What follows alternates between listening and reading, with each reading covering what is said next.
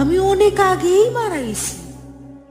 কুয়ার পাড়ে পানি আনতে গিয়া নৌসটি নেই, ভাঙা জায়গায় পা ফালাইছিলাম, আর আর পিছলাইয়া কুয়ার মধ্যে পড়ে গেলাম। তারপর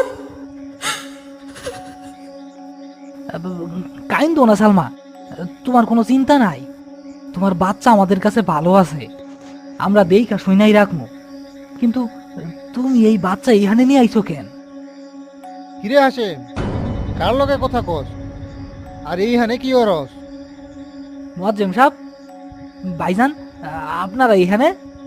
তুই এইখানে কি করস? আর বাচ্চা তোর কাছে কেন? বাচ্চা আমি আনি নাই ভাইজান, বাচ্চা সালমা নিয়ে আইছে।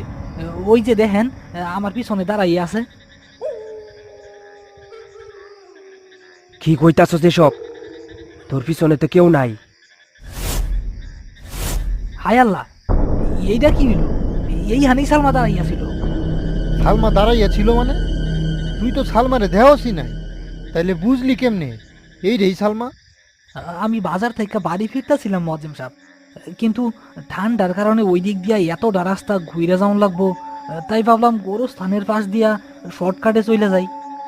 গোরস্থানের কাছে আসতেই দেখি ওই দিনের মাইয়াটা। কি কস? তারপর তারপর কি হইল?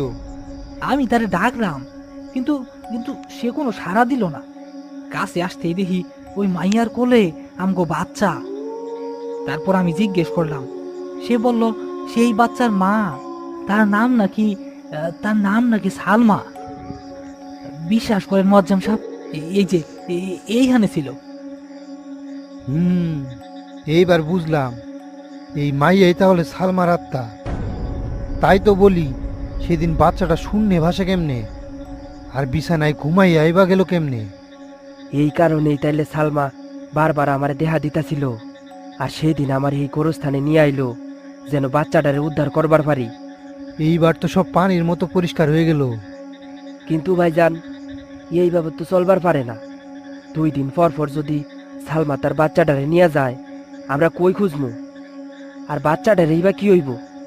এইভাবে তো বাচ্চাটাও তার পরিচয় দিবার পারবো না, আর আমগোর তো অনেক হয়রানি হইয়া যাইব। ঠিক কইছস, চল তাইলে ইমাম সাহেবের কাছে যাই। হুজুর নিশ্চয়ই একটা সমাধান বাইর কইরা দিব। হ ভাইজান, চলেন। হাসেম, চল। চলেন ভাইজান।